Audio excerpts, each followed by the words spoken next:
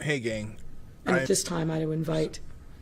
Hey gang, I'm starting to stream a little bit early just because Alderman David I am Moore, who watching a was press on the scene conference, moments I believe, before, in Chicago. as he was leaving his Lori office. Lightfoot, the mayor, is who has talking been a about stalwart the events from the last couple for of days. doing more to protect our communities.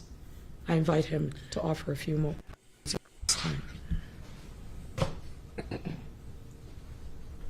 There's a press conference about the shootings in Thank you, Chicago, Mayor. the funeral home shooting where Thank 16 you people were for shot. your commitment. Thank you to my commander, Commander Muhammad, and all the CPD staff who works tirelessly and effortlessly trying to keep our community safe.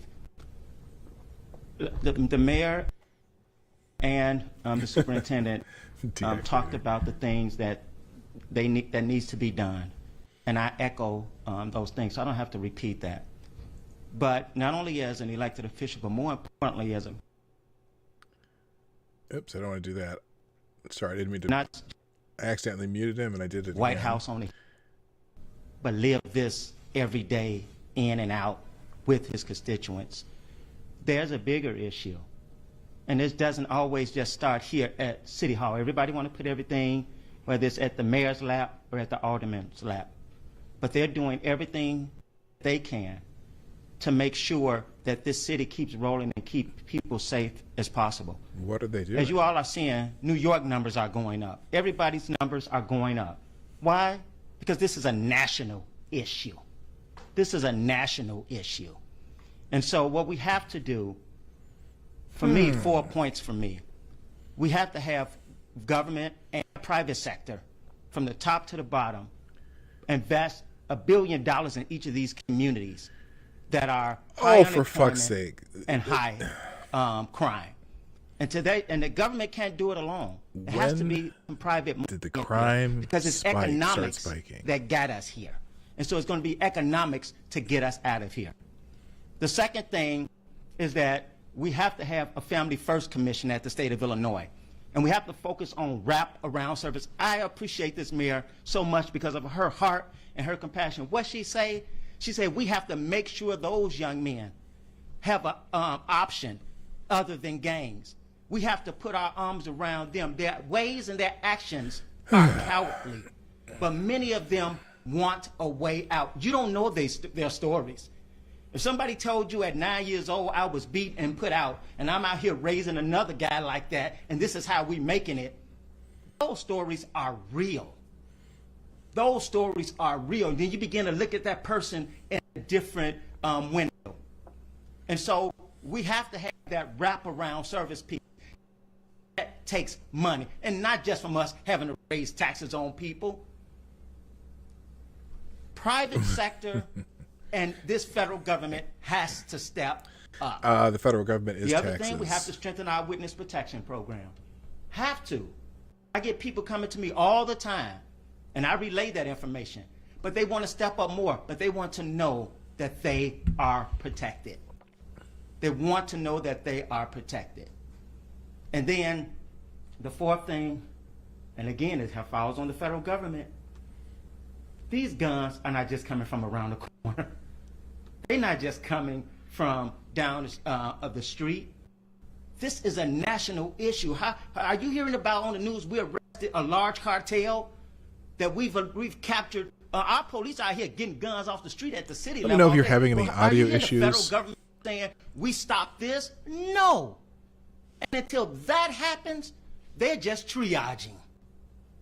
They just and doing their best. I'm telling you they are. But it's triaging. The federal government has to step up in a real way. Because these guys are not just getting guns and drugs around the country. Don't be afraid to challenge those other countries where these drugs are coming from. But you're not hearing. You heard about El Chapo. Who have you heard since then? Have you heard that the whole kingdom and all this is being brought down? That's the real war. We're triaging. And we're triaging as best as we can. And until those things happen, you're all going to see, it starts at the national level, that this stuff is going to continue, because it's continuing in New York, not just Chicago. It's not just a Chicago issue. A little spotty. Yeah, I'm having a little trouble. And so with that said, I just want to make sure I give my condolences to these families, and then make sure that you trust and know that not myself as alderman, me working with all of my commanders, my 3 districts, and having a direct pipeline. I appreciate this mayor so much. She's always answering back. What do you need? And I want my residents to continue. Make those calls. Good point, Prospero. Just yesterday. Your block club. It makes a difference. The mayor said they didn't need the feds. They don't want Trump. They don't want Trump's help. They don't want Trump's troops. To make your lives safer and more healthier than you need it to be from a holistic standpoint. Thank you so much, Mayor. We'll take on-topic questions only now. Oh, on-topic questions only. This will be Mayor, good. this is for anyone who wants to answer, or it could be for the superintendent. Can you just tell us who you are? Oh, sorry. I'm Jessica D'Onofrio, reporter with ABC 7. Okay. Good morning. Good morning. A lot of these questions that I'm getting from media outlets are variations of the same question. A lot of it has to do with the warning that was given prior to the funeral. What information did police have about the funeral? Who was it for? What relation it might have had to gang conflict? What we're hearing from some activists is that police were warned in advance that there could be a shooting there.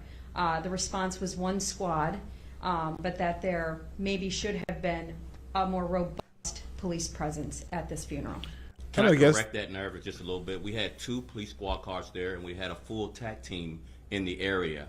And we treat all of our funerals that have any gang rivalry or gang connection in similar ways. And I just want to emphasize this. There are over 117,000 gang members, 55 major gangs, along with the 2,500 subset factions, who are all both internally in conflict with each other and in conflict with the other rival gangs. And so every gang funeral with any evidence of any kind of gang affiliation is treated similarly. Squad car presence, there were 2, not 1, and there was a full tactical team in the area. I'm going to turn the volume down just for a second. So if you're wondering what they're talking about, over the weekend or over the last couple of days, I can't remember, in Chicago, there was a mass shooting at a funeral. 16 people were shot. So far, nobody's died from it, but it was apparently gang related. The funeral related to some gangs, and amongst the other violence in Chicago that's been rising, just like in a lot of our major cities. The mayor came out and was tweeting something about how she doesn't want Trump's troop in Chicago. Stay out of my city. Whatever. Anyway, here we go. Any other funeral or wake in the same fashion. Can you talk a little bit about the young man who was being mourned at the funeral? What this was in connection to, what this was possible retaliation for, to give us some context to it? Well, let me just say this without going into detail. I'm going to turn over the details if we are able to talk with the chief detective. A drive-by shooting in Chicago more than likely always leads to some kind of retaliation. I think I mentioned that several times in my top comments. It's about revenge. This is live Wikipedia snippet, yes. The cycle of retaliation that fuels our shootings and murders. And so that's kind of the top line. If you want to dig down further, I don't know how helpful that would be. A person was killed in a drive-by shooting. That's enough for us to treat it differently and to investigate further. And as soon as we know anything related to gang conflicts, we deploy cars at a funeral site and in the area, full TAC teams in the area. Correct. So none of the narrative that the correct Wikipedia snippet. This is live questioning came through. And I'll turn it over to Dina if you want to provide any further details on the victim, if that's what. This is their feed that's choppy too. I don't think that's from here. All the stations pretty much know the name of the person and want to know a little bit more, if possible. Sure. I'm not going to go into too much detail on that case, but yes, that individual was killed in the Inglewood area, and it was due to a gang conflict. And we believe, when we're investigating that murder, that one occurred related to a prior shooting or murder incident. So it's as the superintendent mentioned, kind of staying at that higher level. This is an ongoing gang conflict where individuals are shooting at each other. And obviously those individuals then have no interest in cooperating with police. And going back to kind of what the alderman said, so then we're asking the community, can we kind of get that information to help the detectives, because the individuals involved in this tit for tat are not, have no interest in cooperating. They go to the next shooting incident, and as the alderman mentioned, it's difficult for the mothers and who live on the block, who know these individuals, to say that I'm going to step up and actually say, like, whatever, little Johnny Johnson, the kid I saw grow up, maybe as the individual did it, without ensuring that they're not going to be harmed. But to answer your question, yeah, it's an ongoing gang conflict problem, which the superintendent kind of mentioned in general with the gangs. I'm not going to go too much deeper into the specific murder, but yes, that was it. Just to help us pinpoint, this took place in the Englewood neighborhood, and do you know the cross streets and the day? I don't have my notes in front of me. I think it was July 14th. I'll get you the exact information when this is over. I believe it was near the 74th and Stewart area. We're wondering if we covered it, so we're trying to find. Understood. We'll get you that information. Thank you. Superintendent, the I-Team, the Channel 7 I-Team, began reporting 2 years ago about police trying to prevent ongoing funeral threats. Does there need to be more robust police presence at the funerals of gang-connected people going forward? If they want it. What can you do? Good God. So one of the things that's really in the weeds and likely the wrong direction, just to focus on funerals. There's several hundred gang conflicts every day in Chicago, several hundred. And as I mentioned in my comments, and I think it's worthwhile repeating, our strategy is to grow our deployment, the number of officers, in a centralized way, so that we will have resources pre-deployed, and not just to recover guns and make gun arrests, but also to get, I think it's important, not to mention the second part of our strategy, to engage the community in these areas, particularly our young people, our young men, and their families, so that we can offer them different options, as the mayor mentioned, rather than arrest being our only activity. We want our activity also to have a positive interaction with these young people, so that they will listen to our mentoring to get them on the right direction. But again, this is about gang, guns, and drugs. Right now, though, look, that's noble, and I agree with the police superintendent here. Right now, the whole country's telling you they don't want police no more, though.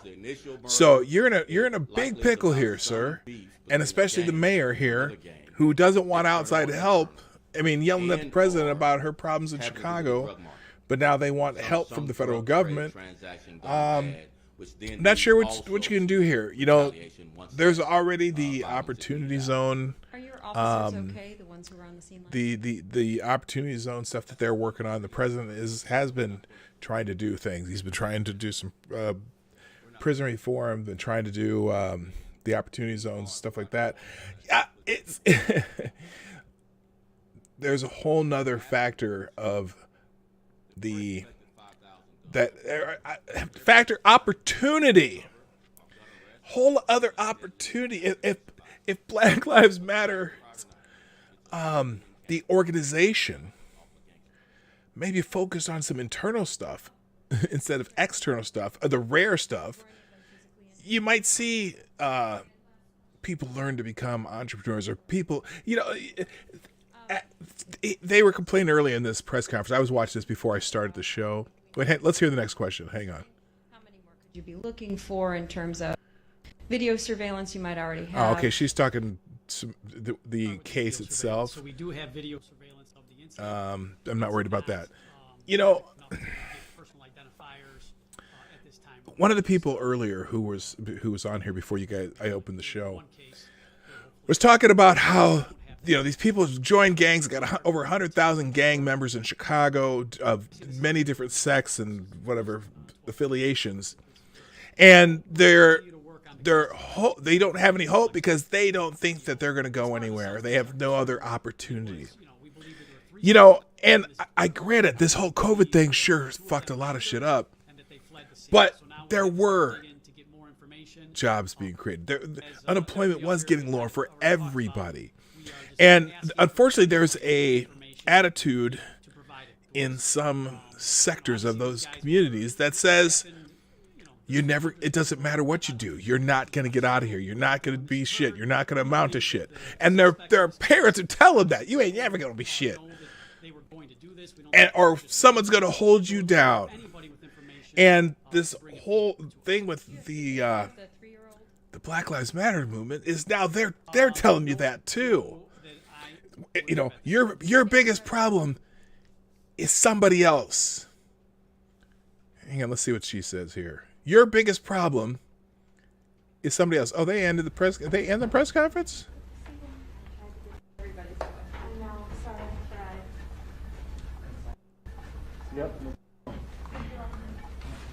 What was that? I wonder what happened there. They must have said they're not going to talk about it anymore. All right. Well, that's the press conference in Chicago. Mayor Lori Lightfoot. Good morning, everybody. Welcome to the Morning Night Live. I am Marty, your host, also known as PDawg Knight, as they call me on the internet. And I just realized I didn't even tweet out my show today, so I'm going to do that now. We'll click on do the parlor. That's gone. I got the Minds. That's gone. I've got Gab. That's gone. And I've got Twitter. So we got them all going now. If you want to, if you're on one of those platforms or you follow me on one of those platforms, please repost, retweet, republish, or I don't know what they call it. Oh, or echo. On Parley, they call it echo. Echo that thing out there if you follow me on Parler. Also, thank you for people who've already put the show on the internet, namely Cindy Rochelle and Cynical Lindsay. Thank you so much for tweeting out the show before me. If you want to decide what platform you want to put it on, hit the share arrow down below and hit the like button if you like what we do, and you can do super chats and donations through the Streamlabs link, which is at pdawgnight.live, or it'll show up in the chat every once in a while. Welcome. It is Wednesday, Hump Day, the 22nd of July, 2020. And welcome to the show. Let's say good morning to people who are here. I know I'll go back into this subject because that was my subject today. And so I thought, hey, if they're doing a press conference right now, I'm going to watch it and see if I know anything. So anyway, what happened here? What happened? Did my chat mess up? Well, anyway, this morning, the first person in the chat today was D.I. Freighter Watcher, who gets the bell. There it goes. Good morning, John Smith, Cynical Lindsay, Jaeger Pony. What's up, my man? One of my favorite Canadians. Good morning, Midday Sin, Prospero, Select a Boy. Yeah, boy. Good morning, Truck and Bear, Donatello Slap-a-Fellow, one of my favorite names on the internet. And Check Your Logic, Stabbing Joe Scarborough, keeping his knife sharp. Good morning to, who else here? Richo, my friend from down under. Good morning, John Smith. I already said hi to John Smith. John Smith was the second person here. Also, good morning, Renovacio, Cindy Rochelle, Fox and Barrett Show. Who else is here? Let's see. I'm scrolling, guys. I was talking a lot. Good morning to Zombie Teddy, Straight Sith Male, JC Wolf is in the hizzo. Good morning, Renee Mayette, the Greek God. Which Greek God are you, though? I'm just curious. Also, good morning, Sean DW and Adam Richard. There's a whole bunch of people here today. Holy moly. Enziker, how you doing? Smarty Bear, hello. Keever Dam. I'm getting to them all. I'm gonna do them all. I'm just like Pokemon. Gotta get them all, right? Good morning, Jonas Pedersen. Good morning to, I think that might be everybody. Did I get everybody? I'm not, okay, or unless people just showed up. I got rid of Osio. Wikipedia snippet, how you doing? Yeah, there was a lot of talking while I was doing this because we were. Oh, and hello to Hey Larry. Hey Larry. Okay, I think that's about everybody. If you know what, if I missed you, Chi-Town Jay. Good morning, Jay Reynolds. What's up? Okay, I think I gotta be close. There's a whole lot of people here today. That's awesome. Amy in Connecticut. Good morning. Good morning also to the gayest person on YouTube. No, that's their name, not their description. And then I think I got it. JC Wolf. I got JC Wolf. Okay. All right. I'm gonna just. Mike Savage. blarg. And Hehe's here and Gunfox 61. Pit stop Shih Tzu. Okay, I think that's everybody. Close enough. All right, so yeah, we're going to talk a little bit about what we're talking about what they were talking about in that press conference. If you weren't already familiar with this, 14 wounded in mass shooting outside a Chicago funeral home as Mayor Lightfoot publicly rejects Trump's help. So there's a shooting where 14 people are wounded in Chicago, and Mayor Lightfoot immediately goes to Donald Trump. I don't get it. By the way, before I keep going here, I absolutely have my cup of reparations coffee on hand. My daughter made this. I don't know if how many of you've seen this, but there's a big old white thing on there. There you can see it. My daughter made this cup for me, and it even says PDawg Night on the back. That's pretty cool, huh?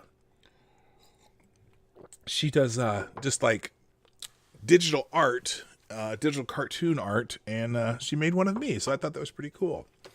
Anyway, so at least 14 people are injured following a mass shooting outside a funeral home in Chicago, in yet another act of violence that has been plaguing the city. The incident coincides with Mayor Lori Lightfoot publicly rejecting Trump's assistance. Chicago Police First Deputy Superintendent Eric Carter confirmed that at least 14 were wounded in Chicago Tuesday evening after suspects in a black vehicle fired at a crowd outside of a funeral home in the city's Gresham neighborhood. Multiple people shot. That's I don't know who that's. Tweet from CBS Chicago. And it's interesting. Multiple people shot at 79th and Carpenter. Spoke with people here who said they were inside a funeral home when the shots started. Spoke to a woman who had blood on her jeans. She didn't know whose blood it was. I'm told the funeral was for a shooting victim. So the victim's conditions were not immediately known, although there were several reports of victims in critical condition. And apparently they did, let's see. CPD spokesman asked how many shot, double digits. Police source on the scenes said at least 9 people in critical condition, and they had at least one person in custody. Video shows several victims sprawled out on the sidewalks. I'm not going to play that. Funeral service was for Donnie Weathersby, 31, shot and killed Tuesday on the 14th of July. Tuesday evening, Chicago Mayor Lightfoot publicly lambasted the president's move to assist her city, which has experienced a surge of violence in recent days. Between the riots around the demonstration around the Christopher Columbus statue and shootings everywhere, Lori Lightfoot decides to tweet, "Under no circumstances will I allow Donald Trump's troops to come to Chicago and terrorize our residents." Mayor Lightfoot, I might... Well, first of all, Mayor Lightfoot, your life makes me sad. And secondly, I think your residents are already being terrorized. You know, whatever. Her defiant declaration followed reports of Trump's decision to send 150 federal law enforcement agents to the Windy City as a part of a greater effort to help curb violence gripping the area. Trump told reporters on Monday, "How about Chicago? I read the numbers where many people killed over the weekend. We're looking at Chicago too. We're looking at New York. Look at what's going on. All run by Democrats, all run by very liberal Democrats, all run really by radical left." I'm going to do something that I can tell you, because we're not going to let New York and Chicago and Philadelphia and Detroit and Baltimore and all of these, Oakland is a mess. We're not going to let that happen in our country, all run by liberal Democrats. So, yes, they are all Democrat-run cities, as many of the larger cities are run by Democrats. But it is also a symptom of the movement right now because of a a person getting killed by police in Minneapolis, and sorry, I got to adjust my chair here. There we go. I actually pressed the wrong button. That's causing all these mayors to talk about not having their police force do their job. I'm sorry, but I don't care what these protesters want right now. All these police stations are backing off of doing their job. They're talking about cutting $1 billion on, that's 70% of the budget in New York, the police budget. Cutting off $1 billion and taking away the units that specifically focus on these types of things. But no, you're calling it Trump's troops. In Portland, if you watch those, there's a YouTube channel. I'll try to remember to link it in the description. There's a YouTube channel that has feeds from a bunch of the different, I don't know if they're Antifa or whatever, protesters, right? There's a whole bunch of protesters who live stream every night. Well, there's a YouTube channel that just puts like 8 or 9 of those feeds on all at the same time. You can really watch what's going on in Portland from the protesters' perspective. And it's funny. These protesters, about it's roughly the same time every night, around 11 o'clock every night. It's peaceful protest. Most people just standing around, saying their little rhyming slogans. They need to get some writers, though, man. Their slogans suck. And then around 11 o'clock every night, the ones who are just there to rhyme kind of disperse or just stand around. And then there's a whole new group that decides that it's time to start breaking shit. It's time to start setting fires. It's time to start trying to get into the federal building. It's time to try to break into the federal courthouse. It's and every freaking night for the last 54 days. And so the federal agents are in Portland to not allow them to break into the 2 federal properties and burn them down, which is what they want to do. And they've been doing it every night. And it's like, and then they let them do it until probably 1 o'clock in the morning, because I'm catching on to it about 3 in the morning every day. And then they go too far. They start breaking the plywood that's covering the windows, or they start trying to break windows. And then the federal agents come out onto the sidewalk surrounding those 2 buildings and repel them with whatever means they do. Not any different means than the Portland police have been doing. But they don't leave the sidewalk. Unless they're going to arrest someone who they've witnessed doing something, right? And Robert Osley, hello, how are you?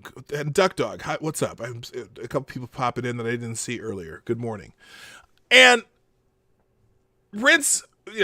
wash, rinse, repeat every night. But the federal agents in Portland are Trump's stormtroopers? Hey, Ted Wheeler, how about taking control of your city, you asshat? Oh no, Ted Wheeler's on the protester side, right? Anyway. So on Monday alone in Chicago, 25 people were shot, 3 fatally. And following a weekend, this past weekend, 50 people were shot and 6 were killed, including a 3-year-old girl. But, nope, we don't want any help. And I don't know where the governor of Illinois is on this. Trump doesn't have to send anybody without being told. Now, the only thing Trump can do is if they are starting to attack federal buildings in Chicago, there's a couple federal buildings there, they can protect those buildings. But, the mayor is like, under her tweet, under no circumstances will I allow Donald Trump's troop to come to Chicago and terrorize our residents. What the F are you? Wait, did you just change your name in the chat? Wait a minute. It was up here, it was Rob Osley, and now it says Cracker Rob. What the hell? That was quick. Oh, and also hello to MC. Hammer time. How you doing? And Grill and Pirate Pete. I think I said I had to go to Grill and Pirate Pete. Ugh. So anyway, next article is also about Chicago and the mayor.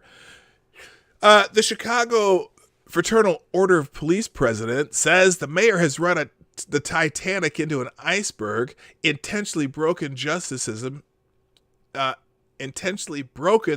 system, which is creating a bloodbath. Yeah, remember, this is the town. What the hell's her name? The Kim Fox. This is Kim Fox's town, right? She's the district attorney. She's the head honcho in the district attorney, or whatever they call it, state's prosecutor. And they're also, it's kind of their little catch and release program in Chicago, kind of like they're doing in New York too, where they just we'll arrest you, but then we're going to let you out because we don't have whatever. On Tuesday's broadcast of Fox News Channel's Ingram Angle, Chicago Fraternal Order of Police President John Catanzara reacted to the shootout that took place during a funeral in the city by stating that Cook County's justice system is totally broken and its dysfunction has emboldened criminals and is leading to a bloodbath in the street. And remember, we've been talking about this, how these prosecutors are, because they're not charging people and the police, I'm sure, are very frustrated. It commented on his dispute with Chicago Mayor Lori Lightfoot over requesting federal law enforcement assistance for the city, stating that Lightfoot is running the Titanic into an iceberg intentionally. Hello, No Room for Squares. I just saw you pop in. All right.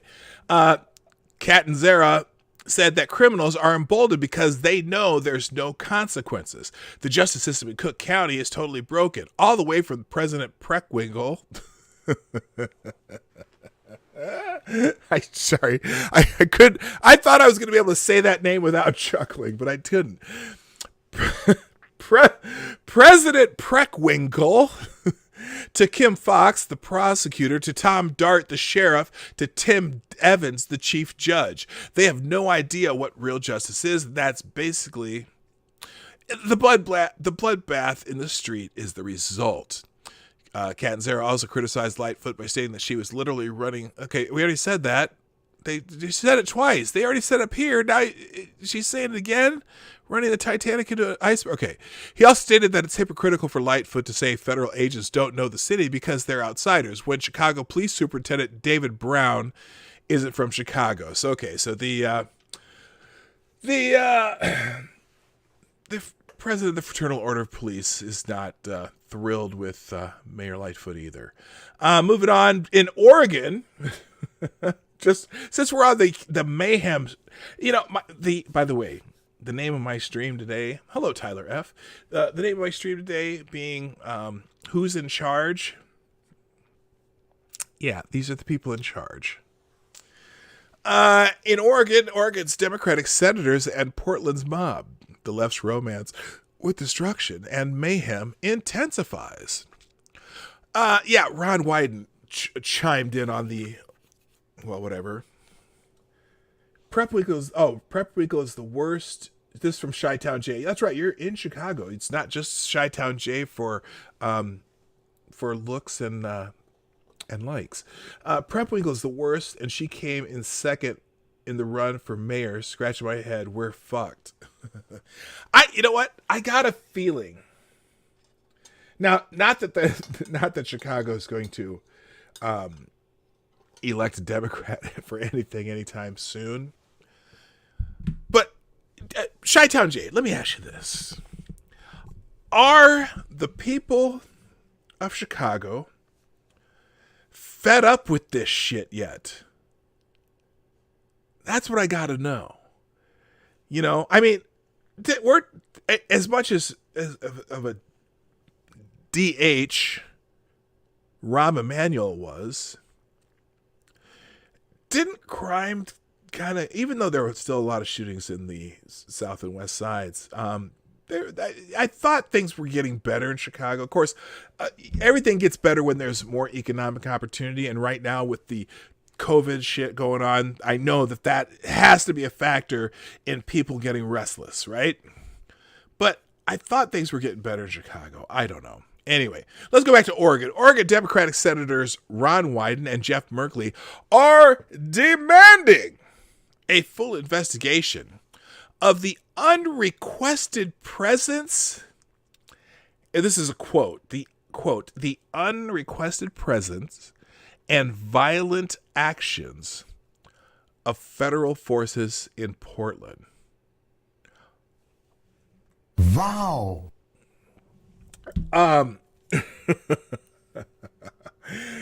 Obviously, Senators Wyden and Merkley haven't been really watching what's going on. They've only been watching the news because you can literally it's live every night. Those 9 feeds and what they're doing, and they're trying to break into the buildings. They're throwing things at people. They're setting fires on corners, moving barricades, all this shit. And this guy's talking about the unrequested presence and violent action of federal forces in Portland. Law-abiding Oregon citizens are not their primary concern. Neither is the safety of federal personnel trying to protect federal property. These pitiful excuses for public servants, along with the congressional Democrats, are all torn up about the welfare of the rioters who have committed unprovoked assaults on federal enforcement officers standing their ground on federal premises. They pretend not to understand the fundamental difference between constitutionally protected peaceful assembly and mob violence. Oregonians demand answers about this occupying army. You mean the agents protecting the 2 federal buildings, you dumbass? And its paramilitary assaults. Does he even know what a paramilitary assault is? Holy shit, the hyperbole and just straight bullshit from these guys. In Portland, at the direction of Donald Trump and Chad Wolf, Department of Homeland Security Acting Secretary, cannot be stonewalled. Wyden said, "This is not how it works in a democracy." Oh, we're worried about a democracy now, huh, Mr. Wyden? Oh, you mean all these assholes in the street breaking shit and burning down people's businesses and trying to destroy a federal building? Yes, that's how it works in a democracy. Oh, thank you so much. I'm glad you keep me abreast of how things work in the United States, Senator. Holy shit. Are you watching anything other than this is CNN? Seriously. Wrong, Senator Wyden. The real occupying army consists of the mobs who have occupied the streets of Portland for more than 50 nights, spreading chaos and destruction. Law-abiding Oregonian citizens are entitled to know why their own state and local police are not protecting their personal property and security. The United States is a constitutional republic, not he says pure democracy. I'll say not a mob in the street rules democracy. Dickhead. The people rule through their elected representatives with institutional protections for individuals and minorities from the tyranny of the majority. The Founding Fathers detested mob rule. Why has government been instituted at all? Because the passions of men will not conform to the dictates of reason and justice. Without constraint, Alexander Hamilton wrote in the Federalist Papers, number 15, the very idea of the power and the right of the people to establish government presupposes the duty of every individual to obey the established government, said George Washington. What? Wait. Oh, I see. That was the first part. Second part. Said George Washington in his presidential farewell address. The rampaging mobs today who are toppling statues of the Founding Fathers along with their other acts of destruction and violence are proving the wisdom of the Founding Fathers' warnings about mob rule. If our established government law enforcement agencies are prevented from constraining the mobs, chaos will not only prevail, it'll continue. But Senator Wyden wants to know, in his words, quote, under what constitutional authority the federal expeditionary forces in Portland. You know, it's funny. And as I watch these, like I said, I've been watching some of these. Like I said, the live feeds are on YouTube. You can find them. And as you watch those live feeds, you see the same thing every night. Like I said, around 11 o'clock, the dickheads start breaking shit, start trying to break into the building, whatever. The federal forces come out, and they pretty much don't leave the sidewalk of those federal buildings. Now, they did the other night when they arrested that one. You know that one fake-looking arrest that didn't look real? You know, the person who put their hands behind them, didn't resist at all, put their hands behind their back, even though they weren't cuffed, and they walked him and got him into the unmarked van that everyone keeps talking about. Now, there is one incident that's getting some play. Apparently, there was a Navy veteran, and in fact, I bet I can find the video if I look here a second. Hang on a second. There's a Navy veteran who decided that in the middle of the riot, he was going to go up and talk to these federal officers. Now, the federal officers, the federal officers, they didn't want anyone near them. And this old guy in a Navy sweatshirt and whatever decides to walk up and talk to them. And they weren't having it because they don't know who this guy is. They don't know what his purpose is. Here, hang on a second. I'll bet you it's still on CNN. Let's see here. Oh, breaking news. U.S. orders abrupt closure of the Chinese consulate in Houston. That's interesting. I know that's in trending right now. Let's see. Do they have this here? Maybe they don't. They had it was in the top news. Let me check here. Okay, they took it out of the top news. Anyway, so this older gentleman, I think he's like a big dude. He was huge though, giant dude, Navy veteran. In the middle of a riot, when they're making everyone else leave the area of the federal building, decides he's going to walk up to these officers and try to talk to them and ask them why they're there.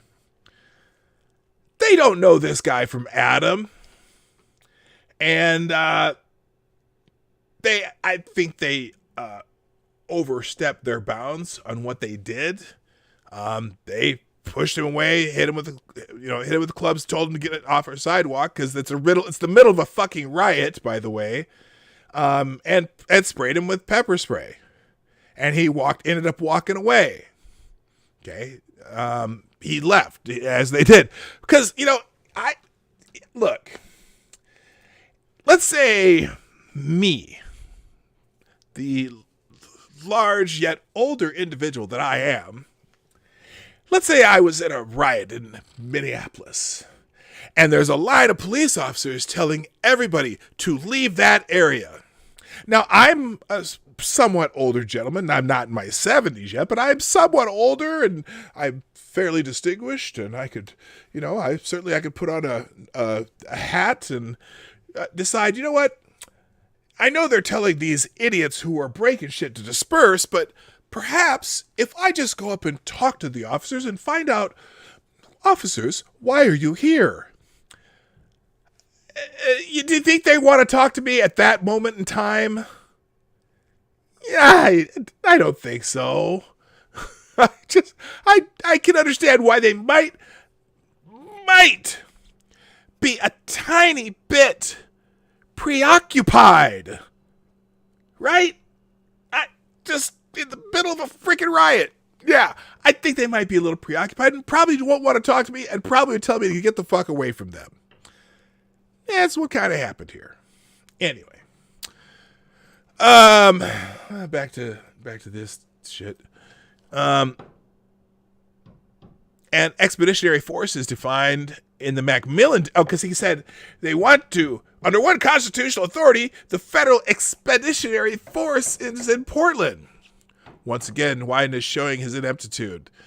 An expeditionary force is defined in the Macmillan Dictionary as a group of soldiers who go to fight in a foreign country. Federal law enforcement officers guarding federal facilities attacked by rioters in an American city hardly fits that. Oh, by the way, yeah, they're attacking the officers too. They're throwing shit at them. Whatever, you know what I'm saying. You know what they do. You know what's going on. You could watch it. It's incredible that these idiots who are doing these live streams, and it's like there's like 6 or 7 of them that do it every night. They're documenting their own ass hattery. It's amazing. I mean, any of them get arrested, and all they got to do is scan through these hours and hours of video feeds that they've been filming themselves doing. But it's amazing that these people in Washington and Senator Wyden and Senator or whatever this other dickhead's name is, it's amazing to me that they only see through this little lens of, oh my gosh, that federal officer arrested, they put somebody in a van and arrested them. They only see that little tiny bit, not the fact that there's fires burning here and there's people breaking into a building here. They're trying to smash windows here and they're throwing rocks and shit at officers here. They only see that little, oh, they arrested that guy. Oh my gosh, Trump stormtroopers just kidnapped someone off the streets. I don't know. I don't think so. I'm not feeling you, bruh. Sorry. However, if the rioters get their way with the acquiescence and complicity of cowardly politicians like Wyden and Markey, we might as well be living in a foreign socialist country. As for okay, enough of that article because you get the idea. Now here's another. This is kind of where we're getting though. Democrats claim that stopping 2 months of Portland rioting is an attack on democracy. Oh, is that what it is? Leftists. Now, this is obviously a very slanted article from the Federalist. I'm just letting you know that this is not a unbiased source. Let me just tell you that. I know it's not an unbiased source, but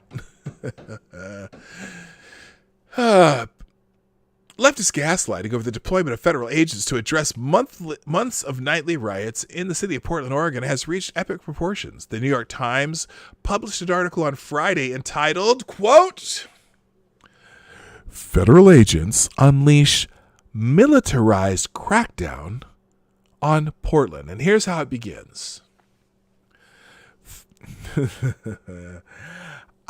Hang on a second. I need to do something. Let me find some appropriate music for this article. For some reason, this article requires this, at least this introduction to the article requires a special music here. Hang on a second. Let's see. We'll go with let's see. Let's go with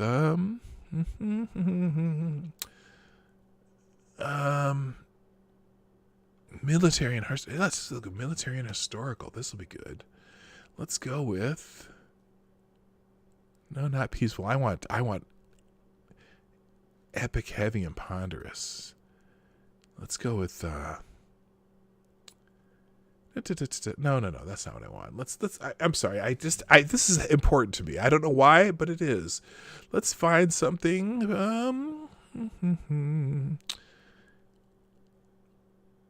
What happened to my?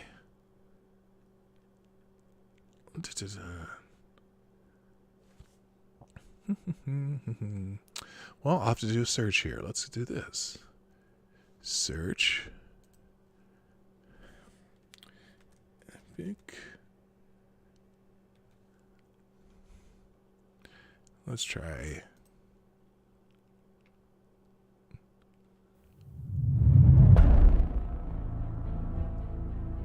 Ah, that's it. That's it. We're going epic here.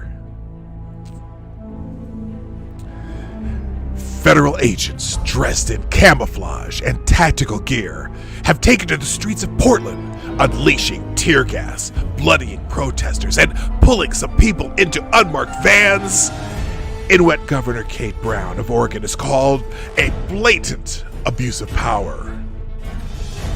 The extraordinary use of force, of federal force in recent days, billed as an attempt to tamp down persistent unrest and protect government property, has infuriated local leaders who say the agents have stoked tensions. This is an attack on our democracy, Mayor Ted Wheeler of Portland says. Thank you. Thank you very much.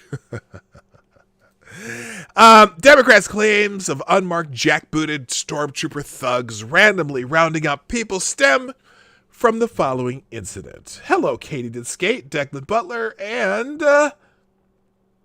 just you two are new. Hello, what's up? I'm glad you're here. Democrats claim their claim of jackbooted stormtrooper thugs randomly rounding up people stem from the following incident. One of the protesters, Mark Pettibone, 29, told the Times 4 people in camouflage jumped out of an unmarked van around 2 a.m. Wednesday. They had no obvious markings or identification, and he had no idea who they were. Is that the same dude that they just walked with them? I don't think it's the same dude. Anyway, Oregon Senator Jeff Merkley, a Democrat, posted a video showing Pettibone being apprehended. Well, let's look. Okay, he posted a video. Let's check this video out. I want to. Is this the one? If this is the one, I think Mark Pettibone is either an operative. Let me see. Yeah, it is this one. Okay, now something else fascinating about this. Now let's see. These guys. Are these the ones that supposedly are not marked? Here, let's make this bigger so you can see it. And I'll put it on the screen. Sorry about that. Is this the one? Now, let's take a look here. I'm trying to see. What are you doing? Okay. You know what's interesting? As I've been watching this almost every night, the people who are actually working for the federal agencies all do actually have insignia on their camouflage. They have their badge number. It's up in their right shoulder. They have their name, it says police on the front. It says what agency on their patch. And I've never noticed in this video if any of that is visible in this video. Use your words. What are you doing? Okay, so look. Okay, so this guy. Okay, that guy does have the police on the front of his. But look at how cooperative Mr. Pettibone is. Pettibone doesn't resist. Just puts up his hands and then puts his hands behind his back. Never gets handcuffed. Hello, Pincalo. Use your words. Look, what are you doing? Nothing. Notice. Use your words. Look, he says I haven't done anything wrong. Notice that these officers don't say a single word to him. Notice they're not even talking. They come up to him. He immediately puts his hands behind his back without resisting whatsoever. They never handcuff him or bind his hands with, those zip ties or anything. And he walks cooperatively to the van and gets in. And all of a sudden, then he comes out, and all of a sudden, he's talking up a story how they, blah, blah, blah. They took him and interrogated him, whatever. Are you serious? Black Hebrew Israelite. I'm sorry, I caught you there. There you are. Good morning. Hello. What? Again, look, no handcuffs. What He is going on? gently puts his hands behind his back. Now look at the look on his face too. Does this look like someone distraught from being arrested? Also notice these guys don't have patches on their camouflage. I wonder where they got this from. But like, he's so cooperative. Doesn't ask a single question. Not, why am I being arrested? What did I do? What's this? All he said before they came to him, I didn't do anything. They walk up, and without saying a word, he puts his hands behind his back. They gently put his hands behind his back. No handcuffs, no zip ties, nothing. And he just, look how cooperative he is. We need to know, who are you? He's just walking away with them NLG like will that. get you Look, out. no handcuffs. They're just holding his arms, gently holding his arms. Not even, no force whatsoever. Are you kidding me? What's your name? Look Tell at- us your name. No, tell us your Okay, name. you're Tell fine. us We'll your get name. you out. I mean, he's no resistance whatsoever. No, why are you? Where are you taking me? No, why are you arresting me? No, what did I do? No, get your hands off me, you filthy pig. No, nothing. He just goes with them. And watch how gently he almost gets in the car by himself. He almost jumps in the car for them. Watch this. We got you, friend. They're not pushing him. He's just walking. Now watch. They open the door and he just hops in the car. You just violated their rights. He just hops in the car. Nothing to it. Oh, I'm like, you gotta be kidding me. Nothing. You just violated their rights. And now they just gently drive away.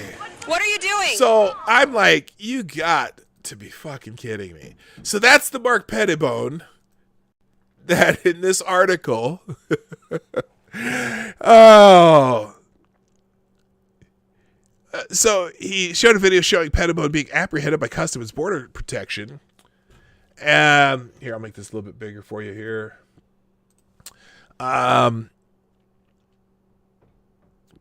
Agent and just walked to an unmarked van.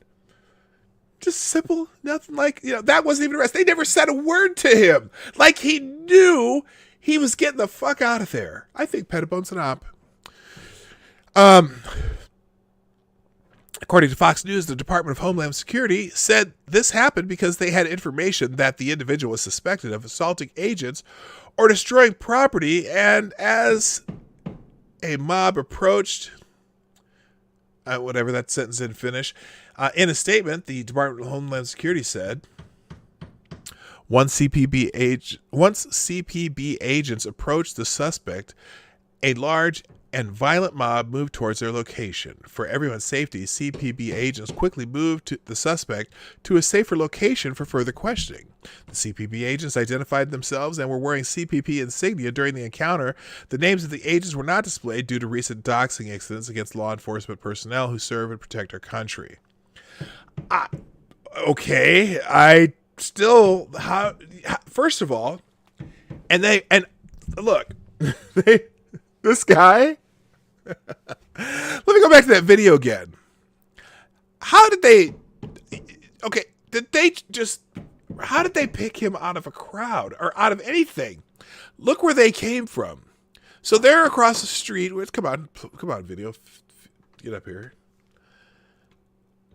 Let's look again. I know I keep playing this every time I see it, but where? Use your words. What are you doing? How did they happen to pick this guy out of the crowd? They knew he was a suspect. There's 8 or 9 people there. How did they know Use your this was words. him? What are you doing? Oh, was it this? Was it this little insignia on his shirt that most of these people wore just plain black clothes? Is that how they found this guy?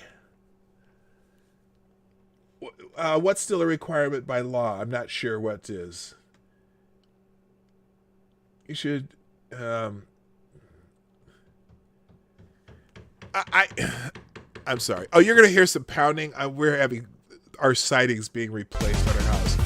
Oh, thank you. First super chat of the day and the top super chat of the day. Thank you, Black Hebrew Israelite. And I did get the... Well, it'll come up in a second. Anyway, Black Hebrew Israelite says, with the $2 super chat, thank you, sir.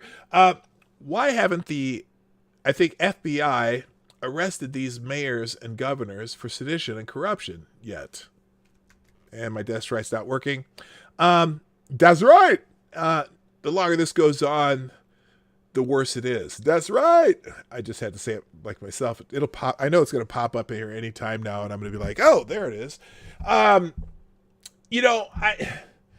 Arresting the mayors and governors, I don't know. But, I know that they have to have had infiltrated these groups somehow.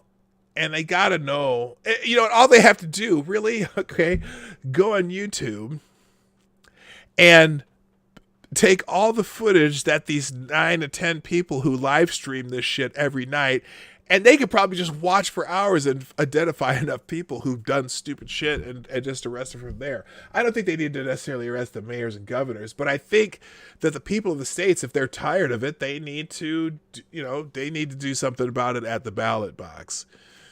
So anyway, Merkley's office, Senator Merkley, released the following statement. Do I need music for this?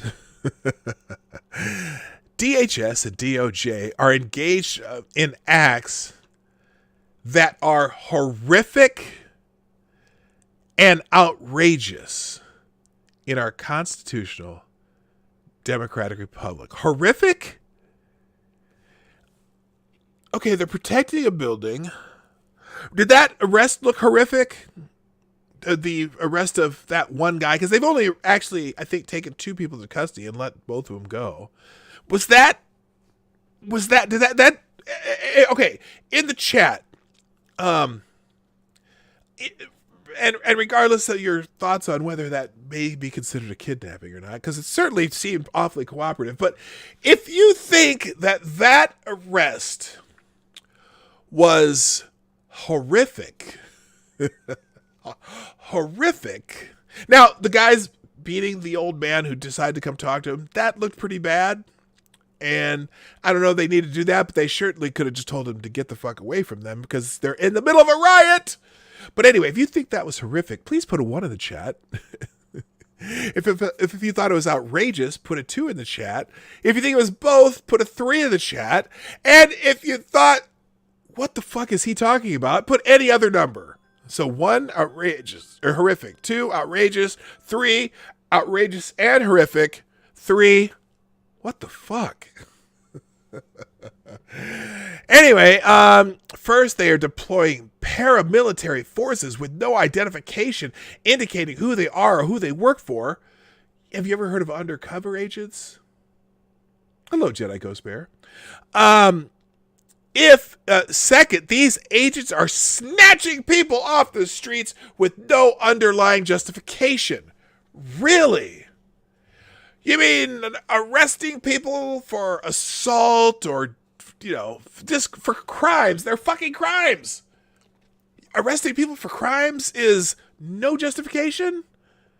Both of these acts are profound offenses against Americans. We demand not only these acts end, but also that they remove their forces immediately from our state, given the egregious nature of the violations against Oregonians. We are demanding a full investigation by them. I think they meant of them. Why none of my sound effects are working? What the hell? Wow, that's what I was trying to do. Anything? Nothing? Oh my god, everything went to shit. What the hell? Okay, well, we'll fix it later. That's right. Oh. Why did it always happens? That's hilarious. Anyway, how about this? Wow. There we go. Okay.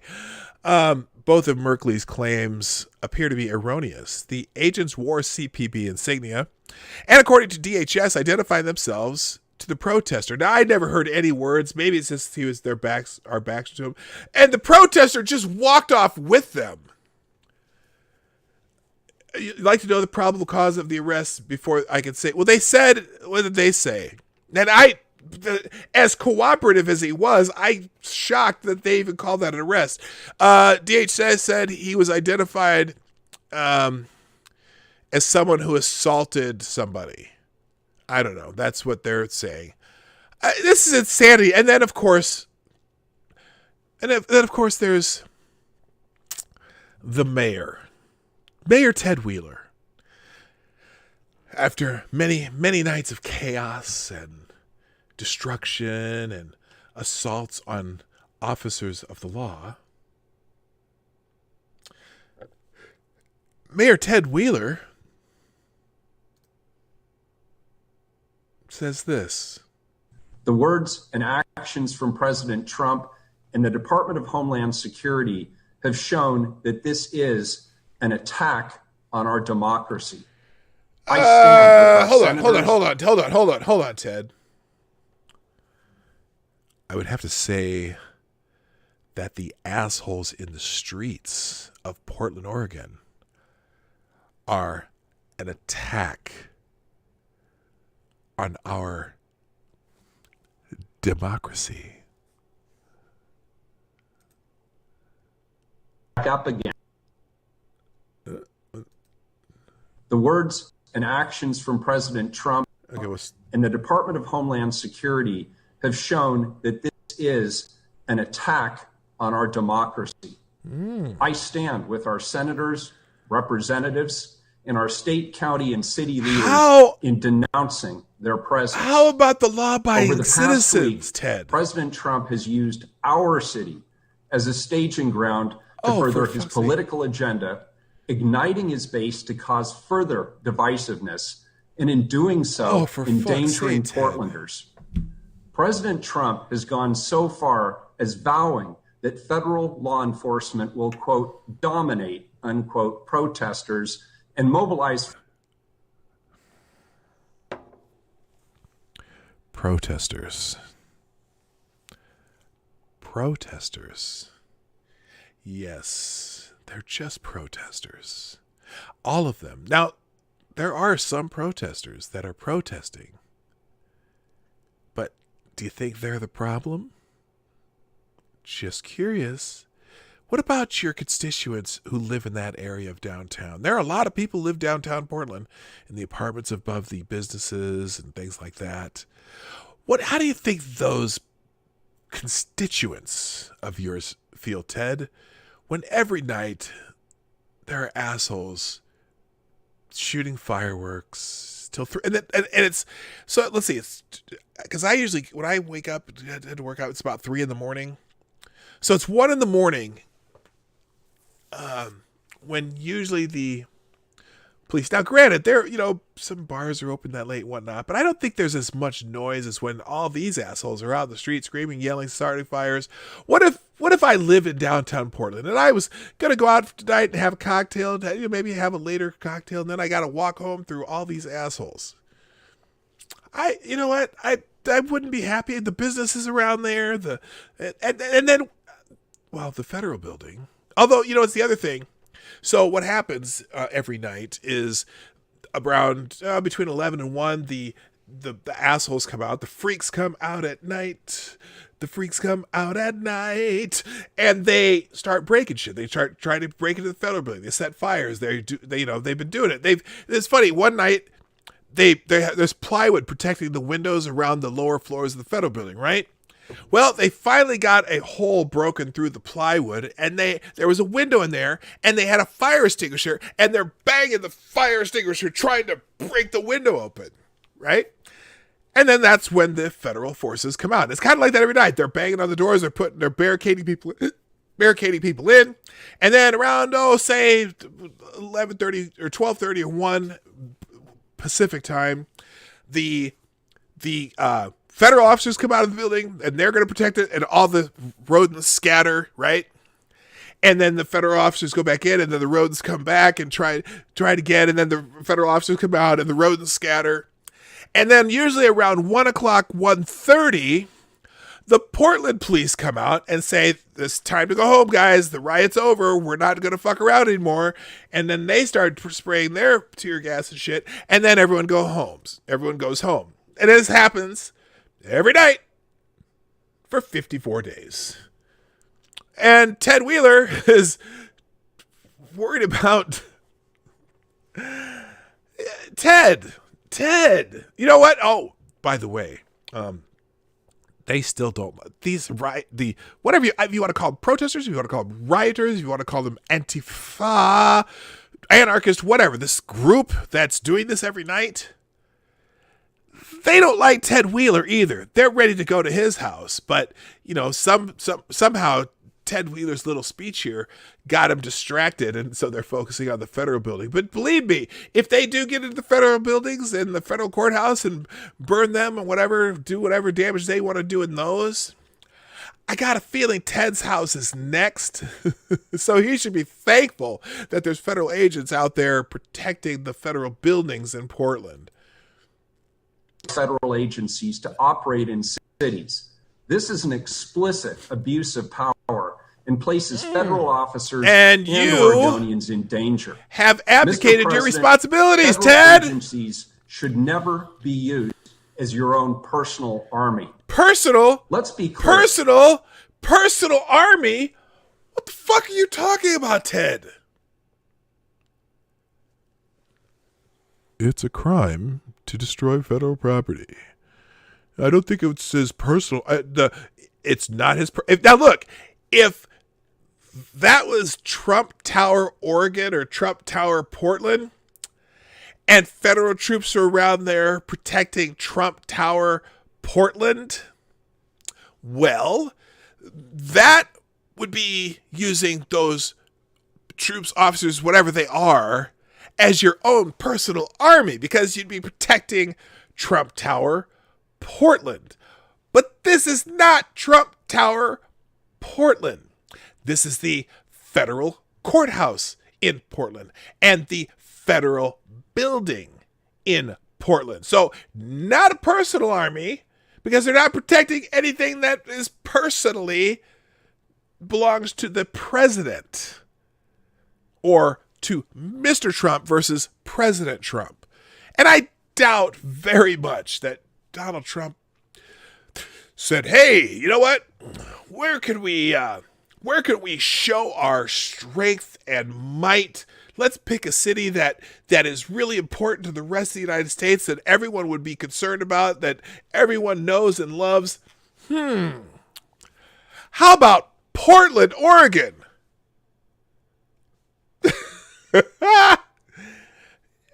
Yeah, no, Ted. Portland's a, little port town that has, full of hippies, and most of the rest of the country doesn't give a shit about it.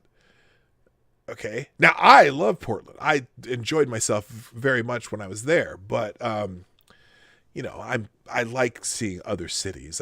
That's a hobby of mine, going to other cities I've never been to. And it was a nice town. There's very, very pretty. It's the Rose City. There's in fact, I have tons of video from Portland. Went to this park that was just nothing but roses, like for a full city block. The whole park was just rose gardens. It was gorgeous. And the Japanese gardens in Portland, the largest Japanese garden out of anywhere outside of Japan. That was lovely. And going to see the waterfalls, and had a couple nice meals in Portland. There's nice little local hole-in-the-wall restaurants you can go eat. It's not a lot of chain type restaurants. They have they're really into their local food. We missed the food truck thing though. My son wanted to do food trucks one day, because that's a big thing in Portland too, but we didn't do it. But anyway, most people don't give a shit about Portland. Couldn't even guess where it is on the map. Now, if this was like, a major city like Chicago or New York, and Trump was doing this, but no, they're protecting federal buildings, and it wasn't his personal stormtrooper, whatever he called. They're fucking assholes.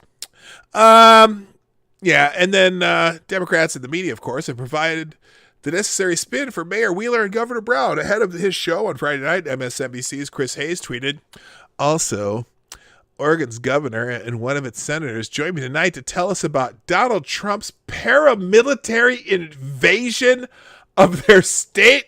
No hype there. No hype whatsoever. House Speaker Nancy Pelosi, the Crypt Keeper, offered her full support to Wheeler and Brown in a series of tweets. On Friday, she wrote, unidentified stormtroopers, unmarked cars, kidnapping, prosecutors, causing severe injuries in response to graffiti. In response to graffiti, by the way. They're just putting graffiti on buildings. Yeah, right. These are not actions of a democratic republic. DHS Gov's actions in Portland undermine its mission. Trump and his stormtroopers must be stopped. Oh, these motherfuckers are incredible. All right, I can't talk about this. Anyway, so yeah, they're getting cover. By the way, the mother of one of the teens killed in Chop is suing the city of Seattle. Didier McClare Martin, the mother of Horace Lorenzo Anderson Jr., a 19-year-old black man who was shot and killed in the Capitol Hill occupied protest, or CHOP, is suing the city of Seattle, her lawyer says, because the city officials abandoned the 6-block autonomous zone, leaving her injured and bleeding son to wait for emergency care that never arrived. That's all I'm going to read about that article. And I hope I hope she wins. It's the city of Seattle's fault for what happened there. It truly is. Moving on. And also, in other news, charred body found in a pawn shop, torched during the George Floyd riot. Oh, this is sad. And I heard about this the other day. Another apparent victim of the riots that erupted in the wake of the death of George Floyd has been uncovered in the pawn shop that was torched nearly 2 months ago in Minneapolis. The riots, which called for justice for George, have resulted in the deaths of at least 18 other people. Yeah, it's so frustrating. The Star Tribune reported Tuesday that authorities found the charred body of an unidentified man from within the wreckage of the South Minneapolis pawn shop, Max It Pawn, on Monday, following the torching of the establishment back on May 29th. Acting on a tip, the police department spokesman, John Elder, said investigators from the Minneapolis Police Department, Bureau of Alcohol and Tobacco and Firearms and Explosives, and the state's Fire Marshal Division were able to find the remains among the rubble. The body appears to have suffered thermal injury, and we do have somebody charged with setting fire to that place. So that person probably going to have some additional charges having to do with murder. Montel Terrell Lee, a 25-year-old man from Rochester, Minnesota, has been federally charged with arson in connection to the burned-down pawn shop. According to the criminal complaint against Lee, ATF investigators received video from an anonymous source of an arson that occurred at the pawn shop, the report noted. In the first clip, the masked man, later identified as Lee, is seen pouring liquid from a metal container throughout the pawn shop. The second video shows Lee standing in front of the burning pawn shop saying, "Fuck this place. We're going to burn this motherfucker down." Okay, so good. They have him in custody. That's sad. It's unfortunate, it took this long to find that body. Somebody's been missing that long. But, George Floyd dying, 18 deaths due to the riots in Minneapolis. That's not a good ratio. You know what I'm saying? That's not a good ratio. In other news, the CDC says COVID deaths for the week ending July 4th down 83% from the peak, down 9% from the prior week. The week ending on July 4th, 2,818 people in this country died from COVID-19 virus, which is an 83% drop from the peak of 16,941 that in the week that ended April 18th. And then the provisional numbers updated by NCHS on July 20th showed that the weekly COVID-involved death count based on death certificates has been steadily dropping since the mid-April peak. So we're still hearing a lot about more cases, and it's going to be. I'm curious if we're going to start seeing deaths go up like the cases have gone up, or if these cases people with asymptomatic or people who had just antibody evidence of having COVID. I guess we'll find out. Speaking of COVID news, Minnesota Senator Scott Jensen is under investigation after criticism of the CDC classification of virus deaths.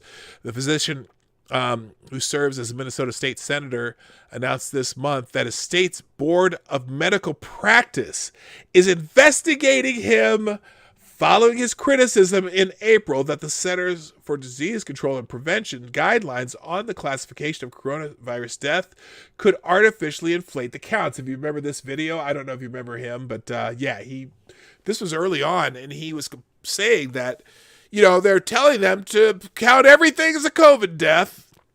Dr. Scott Jensen tweeted on July 6th that his video message was the most important he has done. And that's 7 minutes long. Tell you what, I'm going to put a link to this article. If you don't remember this, you can go watch the video in the article. But basically, the physician said that the Board of Medical Practice wrote to him that he was under investigation because of allegations he has been spreading misinformation in regards to the completion of death certificates on a news program and providing reckless advice in comparison between COVID-19 and the flu. In April, Jensen appeared on Fox News with host Laura Ingraham, who read guidelines developed by the CDC for completing death certificates. In cases where a definite diagnosis of COVID-19 cannot be made, but it is suspected or likely, e.g., the circumstances are compelling within a reasonable degree of certainty, it is acceptable to report COVID-19 on a death certificate as probable or presumed. Ingram read from the guidelines, emphasizing they appear to concede how the death certificates are completed is a judgment call instead of a factual call. And so he's getting investigated. Oh, whoopee. Good for them. Just, you know what? Don't. You know what's funny? I was thinking about this earlier today, too. So, the people who riot in Portland and everyone who supports that line of thinking, right? They love to call people fascists. Isn't that like one of their favorite things? To call people fascist? And yet, they fully support the concept of sending the government after you if you disagree with any of their tenets. You know what I mean? Like, if you disagree, even if you have a difference of an opinion about something, they have no problem using the state to either bring you into line or to force you to believe what they believe or not be able to have a life, right? The cancel culture thing, they don't like to talk, they don't believe in, whatever. But so think about this. Either agree with them or the state, which has the ability to force you at the end of a gun to either do what they say or, I mean, some places they want you arrested. They arrest people for saying shit on the internet in England, right? They want that here. Isn't that thing, that state, forced belief or whatever, isn't that kind of fascism? But they like to call people fascist. I think that, I don't know. It's, good God. Yeah, Lorena Fascio, the left. Donald Trump is a fascist. Also the left. Give Donald Trump all your guns. Yeah, that's true. All right. Anyway, so yeah, that sucks. Real quick, There's a good article on Flynn. I don't have time for this one. I'm going to actually skip these last two and get into a quick round of Twitter trends because I haven't done that yet. And then we're going to get out of here. So on the Explore tab for Twitter today, any other notifications? No. Big news today is the United States government, they moved it, but the United States government agrees to pay Pfizer and BioNTech $1.95 billion with a B dollars for 100 million doses of a COVID-19 vaccine, which they are very close to finish their testing. They've had some good results from the early tests, and so apparently they've got a deal with Pfizer and BioNTech, whoever that is. Let me click that link real quick. Let me see what this says. I know it's trending also, but I'm going to go ahead and read this. The government announced on Wednesday that it will pay $1.95 billion for 100 million doses of a COVID-19 vaccine made by Pfizer Inc. and Biotech SE if it proves safe and effective in humans. Okay, most people just telling this news. The new vaccine supply race is heating up. Trump administration spends almost $2 billion on 100 million doses. Options to purchase 500 million more. Works out roughly to $40 per immunized person. Vaccine requires 2 doses probably. All right, so there you go. That's the big news. All right, let's get into what the trends are, though, so we can get the hell out of Dodge. At the trending tab now, number 1 trending today, 10 years of One Direction.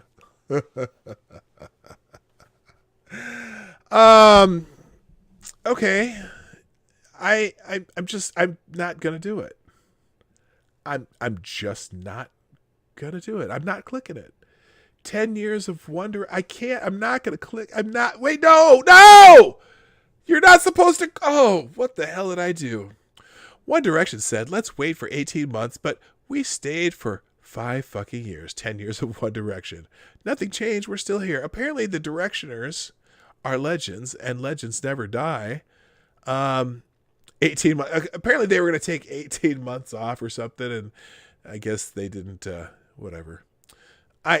Does anyone care about One Direction? Anybody? I couldn't tell you one name in the band. I don't think. Anyway. All right. Next, Geraldo. DA Fredo, how wonderful they rushed to market the vaccine that won't prevent shit, but will paralyze the elderly for easy organ harvesting and sterilize their children for population control. Wet dream. Ew. Okay. I don't know. All right, Adam, thank you. Have a good day. I appreciate you. Geraldo's trending. Why is Geraldo trending? By the way, the reason I do Twitter trends each day at the end of the show is because I want to find out what people are going to be talking about for the rest of the day. And what people are going to make videos about tomorrow, or what I might be talking about tomorrow, because I use it for breaking news. I'm kind of skipping over the stuff that really don't have relevance to me anymore. I used to do them all, but I'm just going to find out what's happening in the world. Geraldo Rivera. Anyone else see Geraldo Rivera downplaying sexual crimes that happened a long time ago and immediately think he might have been some skeletons? What? Why is he trending with whatever that was trending? Let's see. When asked, Donald Trump said he wished, Ghislaine Maxwell arrested her well. With the media mob eager to see her lynched, it was brave to weigh in. Fact, cases versus her are for crimes allegedly committed more than 25 years ago. She deserved bail and got solitary confinement. Woke politics. Ew, not a good look, Geraldo. I'm sorry. Ghislaine Maxwell can stay in jail until they, have her trial, and hopefully they'll do that quickly. But no, she's a flight risk. Come on. And it's the things she's accused of are... no, Geraldo. No. What the hell? Ever since I called him an apologist for the Iranian regime, Geraldo Rivera has blocked me. So I had to go over to my fake account to see why he was trending. And oh boy. Yeah, no, Geraldo. Dude. Not good. Oh, that's why he's trending. He'll probably be trending number 1 by the not too long. Wednesday morning, Wednesday Wisdom, don't care. Dave Grohl's trending. Why? From former drummer for Nirvana and the lead singer and guitar player for Foo Fighters. When it comes to daunting question of reopening schools, America's educators deserve a plan, not a trap. Dave Grohl writes about a country's responsibility to people like his mother, a former public school teacher. Oh, so he's weighed in on the school thing. Okay, that's interesting. I don't know. It's in the Atlantic. I may check that article out later. I personally think schools should open, but I don't know. I'm not sure. It's National Hot Dog Day. Enjoy a hot dog today. New Direction concert. Oh, they're doing an online concert. One Direction's going to. So okay. Charlotte Football Club. Don't care. Fort Hood Soldier. Oh no, not another one. Let's see here. Bad Geraldo, no microphone. What? Hello? Is my microphone dead? Fort Hood Shoulder, Mayhem Morta found dead near Texas Army base. What age is this? This is another person? Oh no. A 26-year-old Fort Hood soldier was found dead near a lake about 15 miles from Texas Army base, military officials said on Tuesday. Private Mayhem Morta was discovered Friday in the vicinity of Stillhouse Lake in Killeen. The Austin American statement is reported. The Pensacola, Florida native's cause of death was not immediately released. Bell County Sheriff Department is investigating the incidents. Officials didn't say whether foul play is suspected. Okay, so that's not good news. That's why that's trending right now. I'm not going to go into it because I'm running out of time here. Anything else new? Pfizer, we know why they're trending. Mary Magdalene's trending. Oh, did someone break another statue? I don't know. Today is because today is the feast of Mary Magdalene, here from 1427 or 1472. One of Carlo Crivelli's wonderful paintings of her with the signature side-eye love. Okay, I didn't know there was a Mary Magdalene Day. The feast of Mary Magdalene. Okay, and then there's certainly many different depictions of her around the world. Geraldo's been so bad he doesn't get a microphone. Oh, I see. LOL. Okay, that was confusing. I'm sorry. Homeowners associations are trending today. Now, this was interesting. I saw this earlier, and people are bitching about homeowners associations because this person, in the am I the asshole thing, talked about something about how she was so mad about her homeowners association that she ran for the homeowners association president and got 60% of the homeowners association board are people who hate the homeowners association. So they're going to try to take away as much of their powers as possible. Hey, you know what? Then someone obviously had to talk about how homeowners associations are racist. But so it got people talking about homeowners associations. Now, most, at least in where I live, not too many neighborhoods have homeowners associations, but a lot of like townhomes and condominium complexes all have homeowners associations. And, you know, they're there for what they're there for, especially in condos and townhouse complexes, because they do a lot of the common maintenance. So, you know, I don't know. I'm not going to get into it. Anything else here that I need to look at? Jeff Bezos is who's a man whose riches leapt 23.2 billion in a day. The world's richest man just got a whole lot richer. Jeff Bezos enjoyed the largest daily jump in wealth on Monday. Is that, I'm not sure. Is that because apparently his stock went up for some reason? Super awkward. Let's see.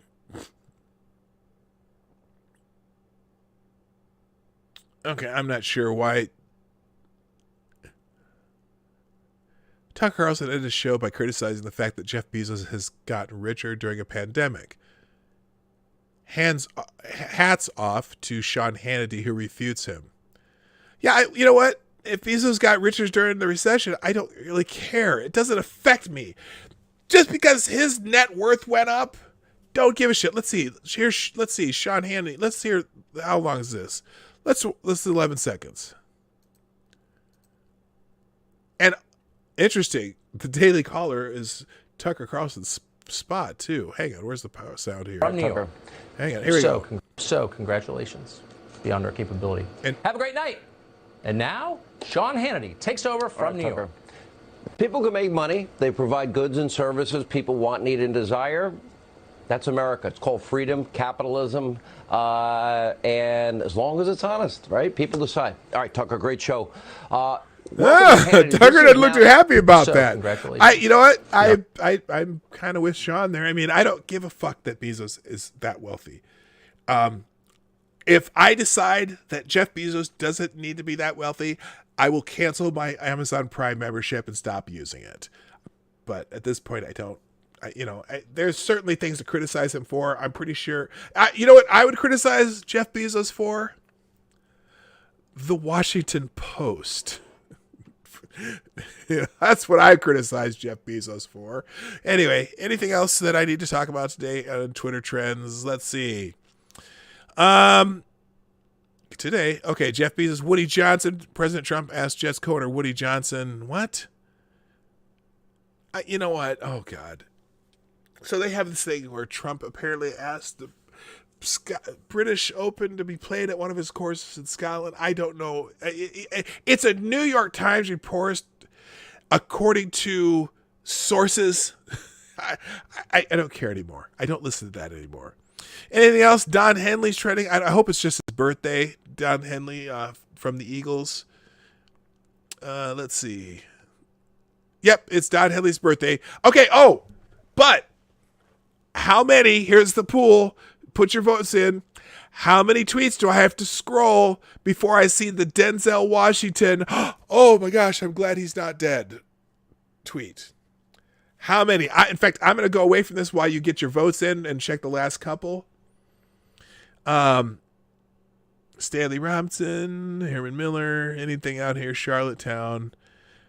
Okay, how many tweets do I have to scroll before the Don Henley one has that Denzel Washington GIF, whatever, of him saying, oh my gosh, thank God, I thought maybe he died.